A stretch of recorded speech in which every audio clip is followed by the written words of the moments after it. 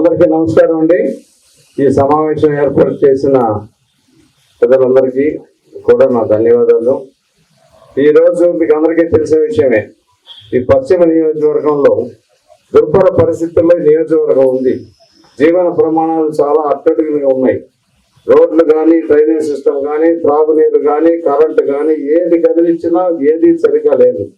మనకి 78 సంవత్సరాలు అయితే మనకి స్వతంత్రం వచ్చి ఇంత దుర్భర పరిస్థితుల్లో బెజవాడ నడిబొడ్డున ఇంత దారుణంగా ఉన్న విషయం నాకు ఈ నెల రోజుల్లోనే నేను కళ్ళు తెలుసుకున్నా.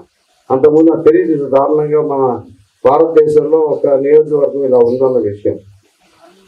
కుల ప్రాతిపదిక మీద, మత ప్రాతిపదిక మీద నాయకులు వచ్చి గెలిచేసి వాళ్ళకి సమర్థతా సామర్థ్యం లేకపోతే మనకి ఏం ఉపయోగం లేదు.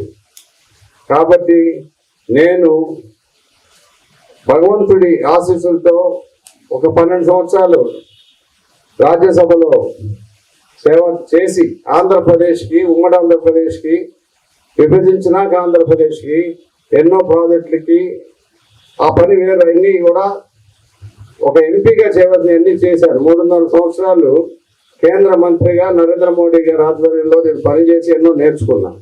భారతదేశానికి కూడా సేవ చేసే అవకాశం కలిగింది. ఈ పశ్చిమ నియోజకవర్గానికి వచ్చినాక మొదటి 15 రోజులు అవగాహన యాత్రలు చేసినప్పుడు నిజంగా మనసు కలిసి వేసింది. ఇంత ఘోరంగా ఉందా ఏంటి పరిస్థితి. కాబట్టి ఇక్కడ విషయానికి డైరెక్ట్గా వస్తే సమయం లేదు మనకి. ఇంకా 6 రోజులు మాత్రమే ఉంది ఎన్నికల్లో మా ధర్మం ప్రకారం కమలానికి, సైకిల్కి ఓటేసి మార్పు కోసం మీరు తోడ్పడండి నేను ధర్మం ప్రకారం అడుగుతున్నా.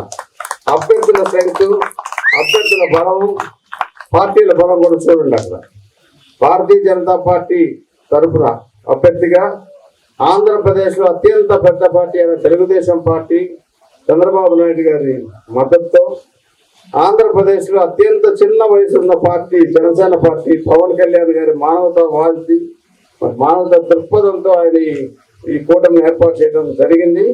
ఈ కూటమి తరఫున నేను కంటెస్ట్ చేస్తున్నాను. నా అనుభవం ఏంటి, నా ప్రత్యర్థి అనుభవం ఏంటి మీరు ఆలోచన చేసి చూడండి ఒకసారి. ఎందుకంటే 5 సంవత్సరాలకు ఒకసారి వచ్చే ఈ అద్భుత అవకాశం భారత రాజ్యాంగం కల్పించింది మనకి. ఈ ఓటుని మీరు సద్వినియోగపరచుకోమని కోరుతా ఉన్నా. డెఫినెట్గా మీరు కమలానికి, సైకిల్కి వేయమని నేను ధర్మం ప్రకారం అడుగుతూ, ఏదేమైనప్పటికీ మనస్సాక్షిగా మీకు ఏది మంచి అనుకుంటే దానికి ఓటు వేయండి. ఆ ఓటును మాత్రం విస్మరించొద్దు. ఉదయాన్నే 6 గంటలకి వెళ్ళి లైన్లో నిలబడి 10 గంటల లోపల మన ఓటింగ్ పర్సంటేజ్ పెరగాలి. ఎందుకంటే మన భారత పౌరులు ఓటింగ్ పర్సంటేజ్ చేయక, అంటే మంచి వాళ్ళు ఓటేసేటప్పుడేమో నిర్లక్ష్యం చేసి ఆ తర్వాత 5 సంవత్సరాలు బాధపడుతూ ఉన్నారు. ఈసారి దాని మార్పు రావాలి. 90% పశ్చిమ నియోజకవర్గంలో ఓటు పర్సంటేజ్ పెరగాలనేది నా కోరిక. మీరు అందరూ కూడా సహకరించి ఈ 6 రోజులు మీరు దయచేసి సైనికుల్లాగా ఈ మార్పు కోసం పని చేయాలని చెప్పి కోరుతూ, ఆ తర్వాత మీకు ఒక సేవకుడిలాగా మీ కుటుంబంలో ఒక వ్యక్తిలాగా నేను పనిచేస్తానని చెప్పి వాగ్దానం చేసి సెలవు తీసుకుంటున్నాను.